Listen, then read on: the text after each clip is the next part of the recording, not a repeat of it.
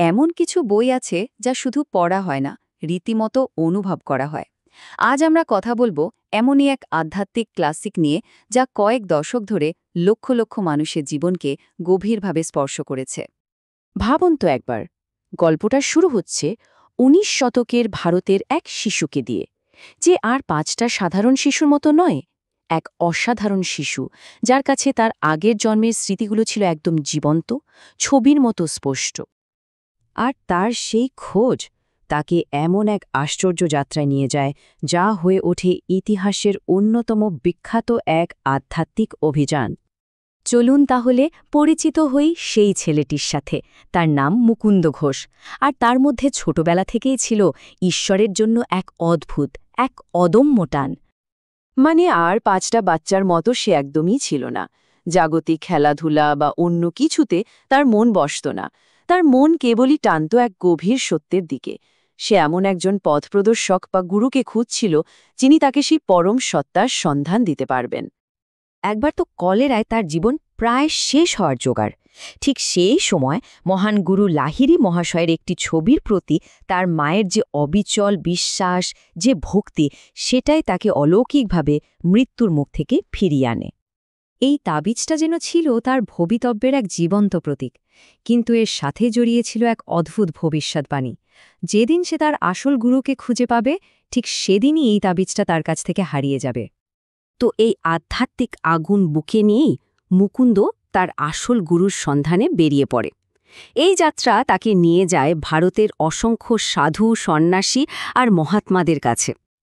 তিনি দেখা করেন বিখ্যাত টাইগার স্বামীর মতো সাধুর সাথেও, যিনি একসময় খালি হাতে বাঘের সাথে লড়তেন। ভাবা যায় কি অবিশ্বাস্য শারীরিক শক্তি! কিন্তু টাইগার স্বামীর আসল শিক্ষাটা ছিল আরও অনেক গভীর। তিনি শিখিয়েছিলেন, বাইরের বাঘকে জয় করার চেয়েও অনেক বড় বীরত্ব হল নিজের ভেতরে যে লোভ, রাগ আর বাসনার বাঘ, তাকে জয় করা। তার এই যাত্রাপথটা ছিল নানা রকম অলৌকিক অবিশ্বাস্য ঘটনায় ভরা, যা সাধারণ যুক্তি দিয়ে বোঝানো সম্ভব না।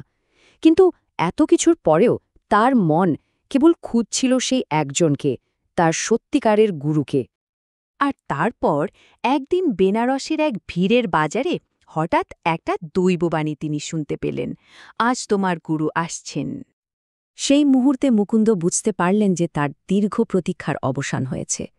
যে ঐশ্বরিক প্রেম, যে জ্ঞান আর শৃঙ্খলার জন্য তিনি আজীবন আকুল হয়েছিলেন, তার সব কিছুই তিনি খুঁজে পেলেন তার গুরুর চোখের গভীরে।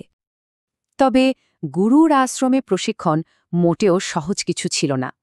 একদিকে ছিল কঠোর নিয়ম আর আপোষহীন শৃঙ্খলা, অন্যদিকে ছিল গভীর জ্ঞান চর্চা, আর এই সব কিছুর ওপরে ছিল তার অসীম, নিঃশর্ত ভালোবাসার আশ্রয়।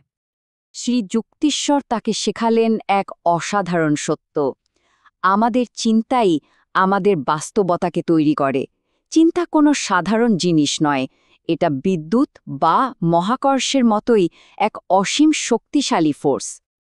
তার গুরুর কাছ থেকে তরুণ মুকুন্দ, যার নতুন নাম হল যোগানন্দ, অবশেষে তার আধ্যাত্মিক অনুসন্ধানের সেই অমৃত লাভ করলেন। তিনি পেলেন এক পবিত্র এবং প্রাচীন আধ্যাত্মিক বিজ্ঞানের চাবিকাঠি। এই বিজ্ঞানের নাম হল ক্রিয়ায়োগ। এটা এমন এক শক্তিশালী কৌশল, যা বলা যেতে পারে আধ্যাত্মিক উন্নতির সাধারণ রাস্তাকে একটা সুপার হাইওয়েতে পরিণত করে।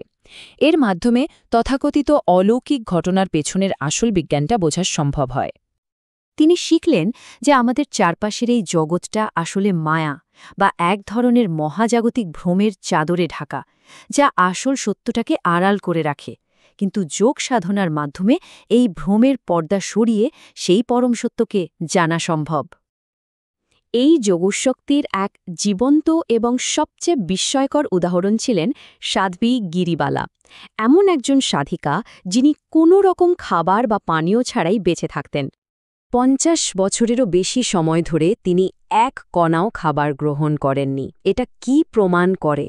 এটা প্রমাণ করে যে মানব দেহ শুধুমাত্র বাতাস আর আলো থেকে পাওয়া মহাজাগতিক শক্তি দিয়েই টিকে থাকতে পারে।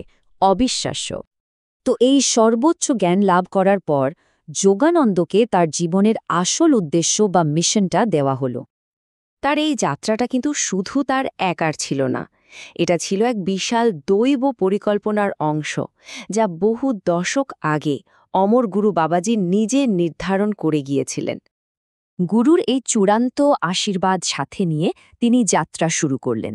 তার লক্ষ্য ছিল একটাই, প্রাচ্য আর পাশ্চাত্যের আধ্যাত্মিক জগতের মধ্যে এক মজবুত সেতুবন্ধন তৈরি করা।